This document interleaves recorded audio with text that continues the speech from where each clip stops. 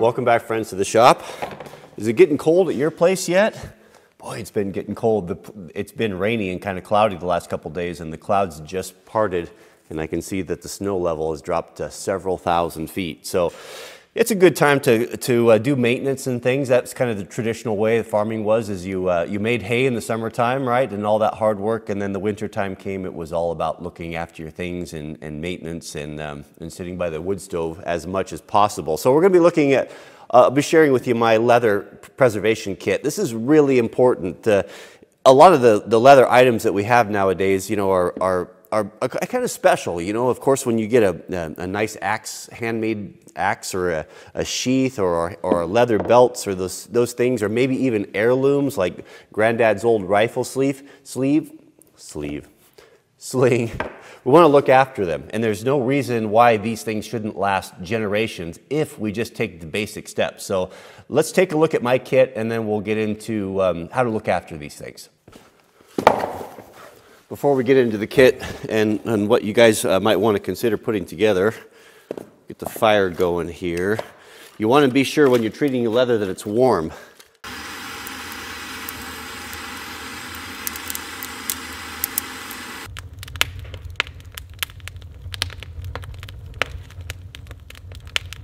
Before we get into that kit, we want to get everything warming up. It takes the beeswax a lot better if it's warm versus trying to put it on when it's cold.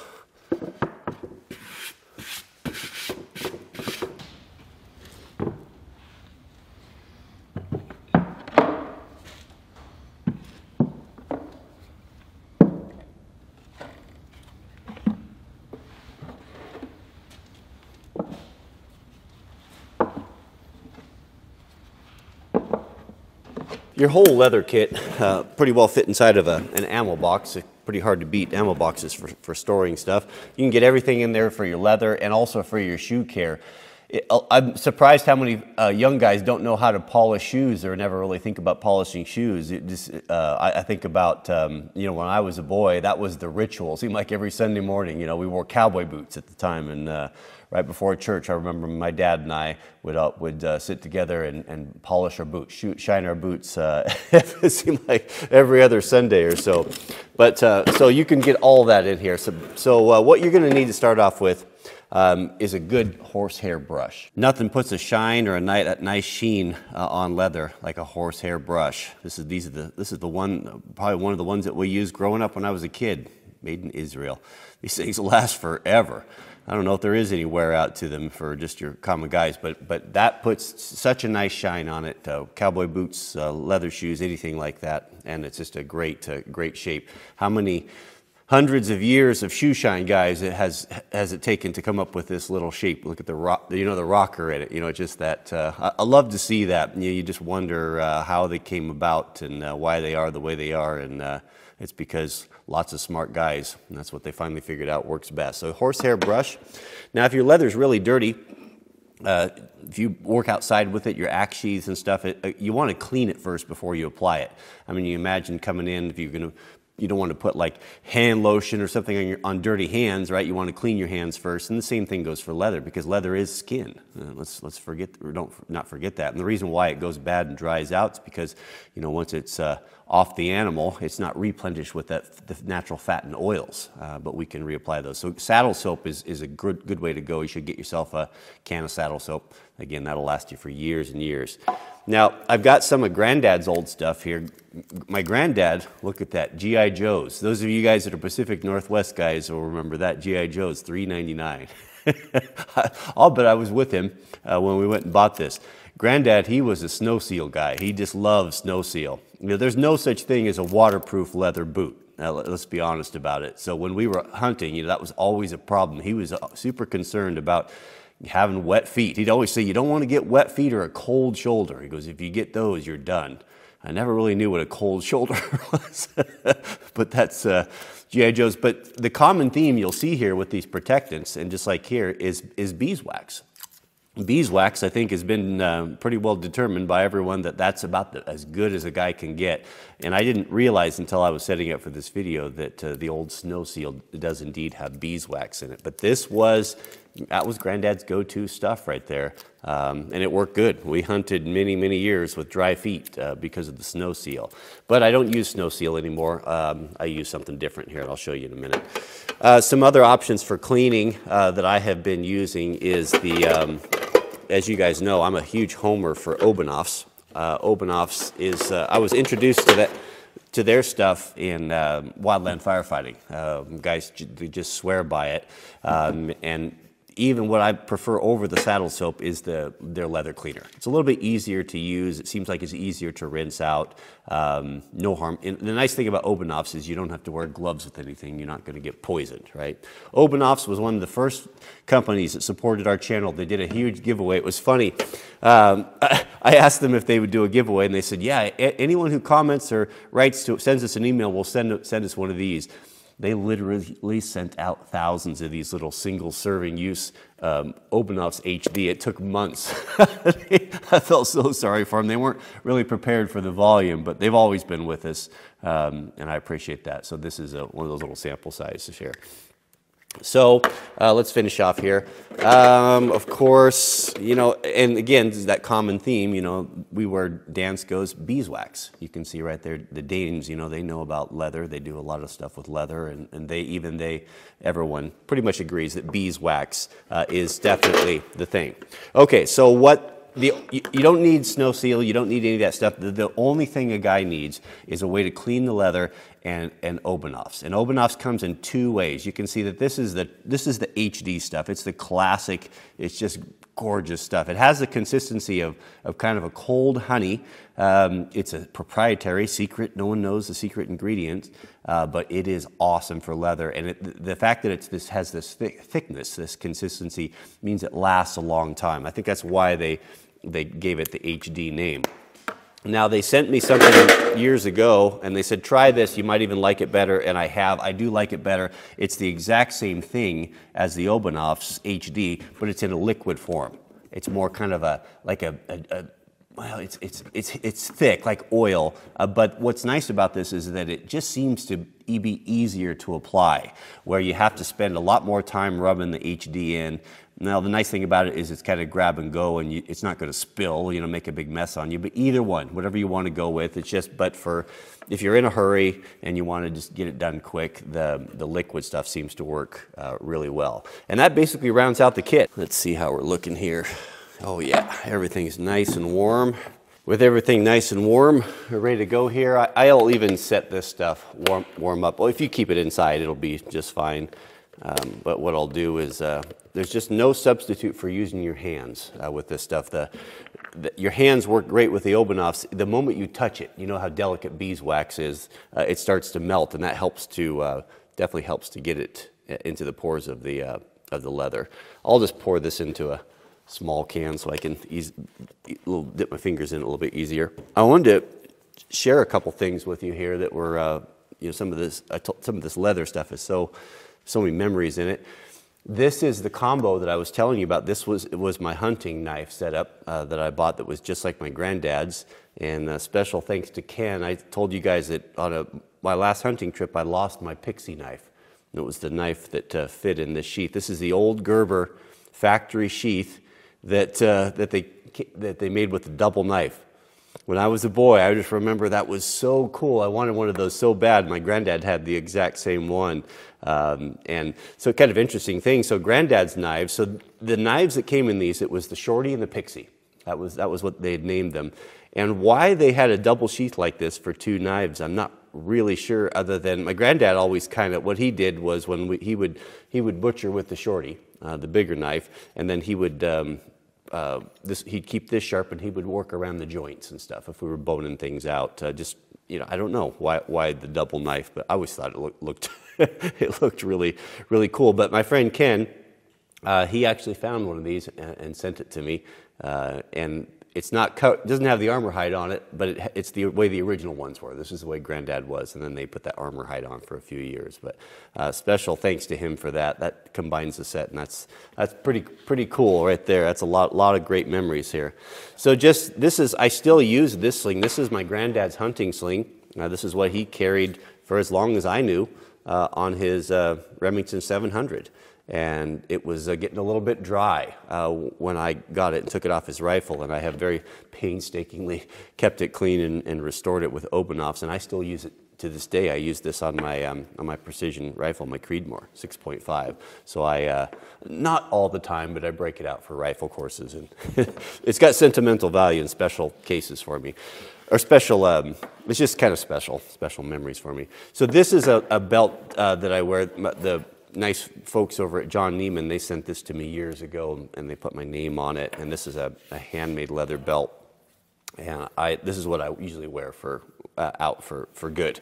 So let's treat that today. This would be a good place to start. This is the buckle that I made on the blacksmith forge. Kind of cool. So when what I have found to work best is if you get a stiff bristle brush. You want to have a good bristle brush like this you can clean wheels or lots of things. You don't need to buy a special one for leather, but what I've found, make sure it's clean, doesn't have any oil on it, is that if you take your leather and you give it a good brushing, it kind of knocks the dirt off, and it seems to, well, it just seems to open up the pores a little bit, and that Open-Offs goes in there really, really nice. Now, don't forget, a lot of guys will neglect the split side, and they'll only put protected Neiman stuff. But look at those beautiful brass screws that they put in there. They're just so much detail. You take this for granted. You know, if someone were to pick this up and think, oh, that's just a leather belt, you know, made from a machine. This was all made by hand, all cut by hand. Just gorgeous. But brush all that off there. Get the dirt off. Avoid water on leather, you know, because what it does is it just rinses all of the fats and everything out. And no brain, or don't have to be a brain doctor here for this stuff here, but again, everything being warm, and then put it on there with your hand and work that in both sides. Same goes for your boots. You know, you put the protected on the outside and on the inside, and that will make it soft and pliable and more comfortable. Now, if you have things like this that you're worried about darkening, Open-Offs will darken it a little bit. It's going to really be pronounced right now because it's wet, but it will lighten up a little bit. But I don't care about that. I'd rather have it lasting and supple and nice. You'll see here, just from, it's been a year since I treated this belt, you'll see little minor scratches and different things that happen. The Open-Offs almost repairs it. It just kind of makes them go away and just puts that nutrient back in there, that natural beeswax. Has such a nice smell to it. Very satisfying. I always enjoy this. And I do it every year. I'll flip it over. Now, a guy can go too far with this. You can put too much on there, and I'm always kind of a person of extremes, and my motto for years was more is better with everything except for salt. You can eat too much salt. You can add a lot of things to that list, but you can put too much on, and it'll actually make your leather start to break down and almost become like squishy and gummy, and you don't want to do that. So once a year, unless you're in a lot of water. Now, if you're a guy that works outside and you wear leather boots and you're in the rain all the time, you know, this is something that you're going to want to do almost weekly if you want this stuff to last. I've had a lot of guys say, well, you know, I buy $250 Danners, I wear that, you know, and it's just easier for me to go and to buy a new pair of boots every year rather than take care of them. Because if you work outside in construction or excavating and you're in the mud and all that time, if you don't rinse that stuff off and get that off there, it leaches all of the nutrients out of that leather and it'll crack, and they won't last much more than a year or so. Well, you know, if you're buying Danners or, you know, something that's, you know, in that $200, $250 range, you know, a guy after taxes and all that, you have to work a couple days, a day and a half, you know, to pay for that. So having a kit set up here and everything ready to go, and if you did this, even if you just did it once a month, you know, what's it going to take? That's a lot of savings. I mean, you got to look at stuff, you know, when spending $100 on something, you got to look, if you look at it like, how long do I have to work, you know, with taxes and all that to buy this, and it kind of makes you think about it a little bit different way.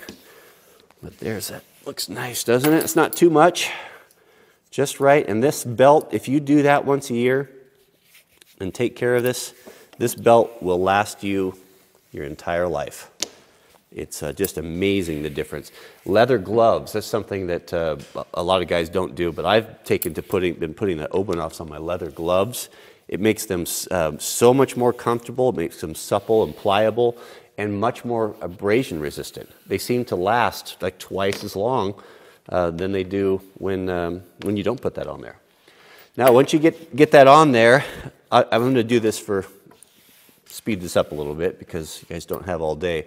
But I would apply a leather on, or apply the protectant on everything, and then once it's drier, and go back to the very first piece and then buff it out with the horsehair. And the horsehair brush will give it a luster, that hand-tooled leather look that is absolutely gorgeous. It doesn't look fake or like there's silicone or some nonsense on there. It just has a shine and a health about it that is just so pretty. And shoes as well. Look at that. Isn't that nice? The thing about leather is that the longer you wear it and the more personality it seems to develop, you almost kind of get attached to it. I find myself doing that anyway. I don't get attached to fiberglass and Kydex and plastics, and there's a place for all those things, no doubt. But the leather, it seems when you touch it, and it just seems to get better and better with age. And it's just a neat thing. Man has not been able to duplicate it or create anything better. With all of our technology, it still is, for many applications, the best thing, and it's pleasant to touch. That's why you see the surfaces, why people still demand it, even on high-tech things like cars. You take the most expensive cars, and people don't want to feel synthetics. You don't want to grab onto plastic and rubber. It's just not nice, but it is nice to grab leather. That's why they wrap steering wheels with it. And all the surfaces that we touch are typically, people prefer that. So there you go. All right, guys, well, that's about all the time we have for today. I'll put some affiliate links for the Obenauf stuff. This is not a paid video. It's just a company I believe in. I stand behind. I've used it way before there was a YouTube, and I think in my opinion, it's the best on the market. My granddad never used it because he didn't know about it. Maybe it wasn't even around back then. I don't know, but it is absolutely excellent. Nice little byproduct of the HD. If you find out that you get out in the middle of nowhere and your lips are chapped and you forgot your chapstick, it makes excellent chapstick. That's how family friendly.